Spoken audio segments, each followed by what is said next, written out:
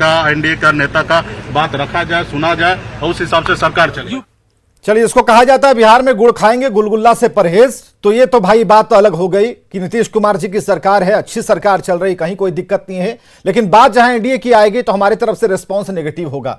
ये जरा समझने की बात है कि आखिर इसके पीछे क्या लालसा चल रही है। अभी तक अगर आप मुकेश सैनी को जानते हो तो एक बात तो तय है, गुस्से में है आज, लेकिन पलट जाएंगे और कहीं नहीं जाएंगे, क्योंकि ये इनकी हमेशा की तरह एक प्रवृत्ति रही है। कब कब विरोध रहा, ये सारे ग्राफिक्स के जरिए हम आपको बताएंगे। प्रतिमा कुमारी हमारे साथ मौजूद है। प्रतिमा जी, प्रतिमा लगाने में कोई दिक्कत नहीं है, लेकिन आपको क्या याद है, इससे पहले उत्तर प्रदेश में सुप्रीम कोर्ट ने मूर्तियां लगाने को लेकर, आपकी क्लियर नहीं आ रही, मूर्तियां लगाने को लेकर, लेकिन मैं ये कहना चाहती हूँ कि बीजेपी को दलितों, शोषितों, पिछड़ों की वोट चाहिए और उनके मान सम्मान की जब बात होती है तो उनको इतनी मिर्ची क्यों लगती है। जब आदरणीय मुकेश साहनी जी जब प्रतिमा स्थापित करने जा रहे थे अपने नेता आदरणीय फूलन देवी जी का, तो फिर इसमें बुराई क्या है। आप सुप्रीम कोर्ट के उस आदेश की अवहेलना तो नहीं कर रही। आदित्यनाथ जी उत्तर प्रदेश में सुप्रीम कोर्ट के आदेश के बाद कौन सी मूर्ति लगी? कोर्ट के आदेश के बाद मूर्ति तो इस तरह से किसी राजनेता को अरेस्ट कर लेना, पुलिस के बल बूते उनको फिर वहां से वापस कर लेना, क्या बैठा करके उनसे बात नहीं कर सकते? कोई अरेस्टिंग नहीं हुई है, इसलिए कि वो पिछड़े समाज से आते हैं, इसलिए कि वो गरीब अभी भी आप जातिगत रोल में देख रही हैं।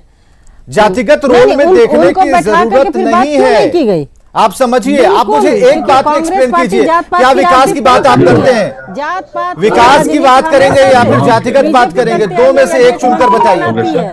टिकट देती है तो बताती है इस जाति के लोग हैं, इस वर्ग के लोग हैं, तो जात की राजनीति तो बीजेपी कर रही है।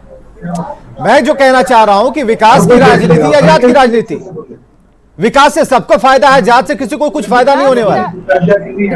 विकास के नाम पर तो आए थे मोदी जी भी, अब प्रतिमा बैठा रहे थे गुजरात में सरदार वल्लभ भाई। तो लगातार विकास की बात करते रहे, विकास की बात कौन नहीं करता? स्टैचू बैठा दिए। विकास की बात करिए तो विकास कीजिए। आज महंगाई चरम पे है, बेरोजगारी चरम पे है। बेरोजगारी तो इतना है कि लोग लूटपाट करने पे उतारू है आजकल के नौजवान। तो ये जो प्रतिमा वाला जो पॉलिटिक्स है, प्रतिमा वाला गुस्सा है, तो प्रतिमा जी इसके बारे में बताइए ना आप कि किस तरह की पॉलिटिक्स मंजूर है जनता को? जनता को तो विकास चाहिए।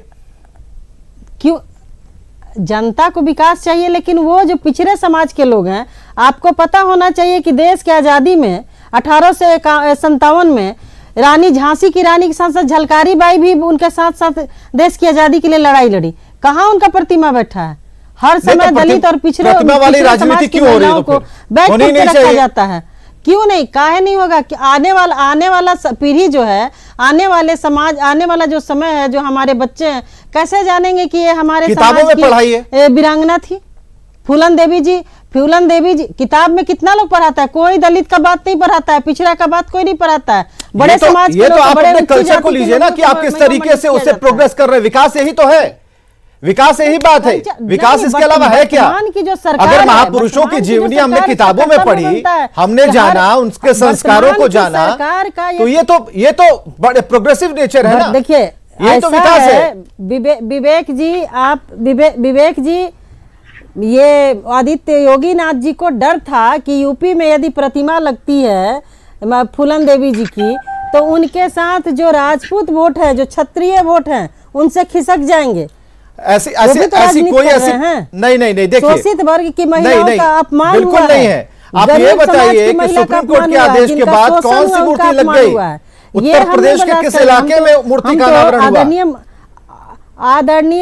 आदरणीय मुकेश साहनी जी को तो हम आग्रह करेंगे कि मान सम्मान की अपनी रक्षा करते हुए आपका स्वागत है, आप महागठबंधन में आइए। चलिए, हम आपसे इनपुट एडिटर ब्रजमोहन जी के पास चलते हैं, जरा सीधे जुड़ते हैं। ब्रजमोहन जी, इस पूरे सिनारियो को देखते हुए क्या लगता है? एक आरोप तो लगता है कि जातिगत राजनीति जो चल रही है उससे दरकिनार आप नहीं कर सकते।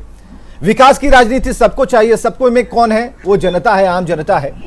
एक सवाल हम जानना चाह रहे हैं, ये जो तिकड़म है, तिकड़म इसे इसलिए कह रहे हैं कि जानबूझकर एक जातिगत बात फैलाने की कोशिश हो रही है।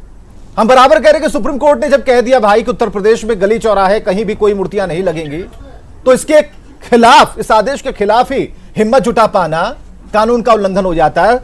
आप सोच कर देखें, बिहार में मुकेश सहनी जी जो कर रहे थे वहां देखिए, 404 सीटों पर जब ये हमला करने चुनाव के लिए वो का निकल पड़े। विवेक तो, हाँ, तो किस एंगल पर इसे आप देख पा रहे हैं? देखिए, चुनाव का वक्त है, चाहे वो कोई सी भी पार्टी हो, कांग्रेस पार्टी हो, लोजपा हो या कोई भी पार्टी हो, वीआईपी पार्टी हो, सब अपने लिए स्पेस बनाने की कोशिश कर रहे हैं। लगातार पिछले दिनों आपने देखा कि किस तरह से सैनी जी